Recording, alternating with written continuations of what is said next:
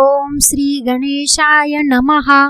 श्रीपाद श्री वल्लभ चरित्रामृत वासवी कन्यकांबेचे अवतरण। श्री पळणी स्वामींच्या सुयोगाने श्रीपादांसोबत त्यांना कृष्णा नदीत स्नानाला जाण्याचा योग आला। तेथे स्नान झाल्यावर श्रीपादांनी आत्मशक्तीने योगाग्नी प्रज्वलित केला। त्या योगाग्नीतून अद्भुत अशी अग्निवर्चस्वी कन्यकांबा अवतरली। पळणी स्वामी अनेक दिवस श्रीपाद सहोदरी श्री वासवी कन्यकांबेचे दर्शन घेण्याचा प्रयत्न ध्यानात करीत होते, पण कधी तसे दर्शन त्यांना झाले नव्हते। त्या दिवशी मात्र त्यांना अंबिकेचे दर्शन झाले। त्यांनी प्रणिपात केला तेव्हा मंद स्मित करीत श्रीपाद प्रसन्नतेने तेथे उभे असलेल्या त्यांनी प्रणिपात केला। तेव्हा मंद स्मित करीत श्रीपाद प्रसन्नतेने तेथे उभे असलेले दिसले। श्री वासवी माता साक्षात श्रीपादांसारखी त्यांना दिसली। त्या कुरवपूर क्षेत्रात श्रीपाद वासवी माता सोडून दुसरे त्यांना कोणी दिसत नव्हते।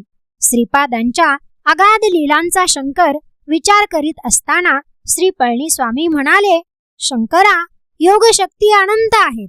दत्तप्रभूंचे योगमार्ग बहुचित्र विचित्र नित्य नूतन अपूर्व अचिंत्य असे आहेत। पळणी स्वामी पुढे म्हणाले, त्या योगाग्नीतून दिव्य दंपतीचे अवतरण झाले।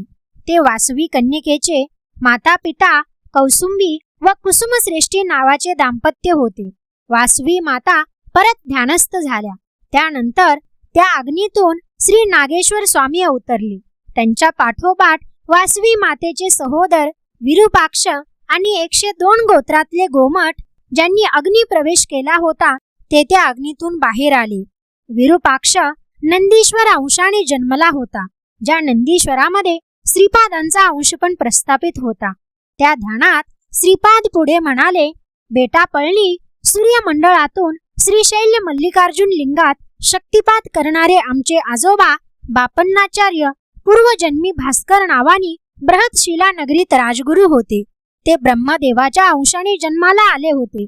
श्रावण शुद्ध पौर्णिमेला त्या नगरीत माझी बहीण वासवी कन्यकांबा हिच्याकडून माझ्या हाताला राखी बांधून घेण्यासाठी मी नेहमी तेथे येतो।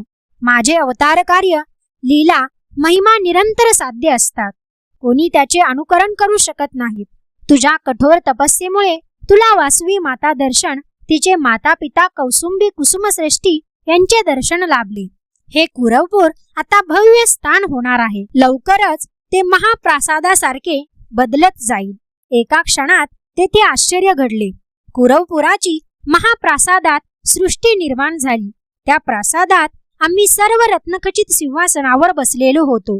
आपल्या ध्यान स्थितीतील अनुभव शंकर व माधव यांना पळणी स्वामी सांगत असताना म्हणाले, बृहतशिला नगरीत अंबिकेचे, नगरेश्वराचे व इतर देवतांचे दर्शन केल्यास दत्त भक्तांना विशेष फळ मिळते। जेथे दत्तनाम तेथे वासवी माता निवास करते, जिथे वासवी माता तिथे दत्तात्रेय गुप्तरूपात निवास करतात। या कलियुगात तंत्रशास्त्राला प्रामुख्याने विशेष महत्त्व प्राप्त होणारे तंत्र म्हणजे चैतन्य, त्याचा विस्तार म्हणजेच मंत्र होय। या समस्त सृष्टीचे मूलभूत तत्व श्रीपाद आहेत। सर्व देवदेवता जीवसृष्टी त्यांच्यातच आहे। श्रीपाद म्हणतात, सर्व नद्या जशा सागराला मिळतात तसेच कुठल्याही देवतेची आराधना मलाच पोहोचते। आदी परारूपात असणारा मीच परतत्व स्त्री पुरुषाच्या आतीत आहे।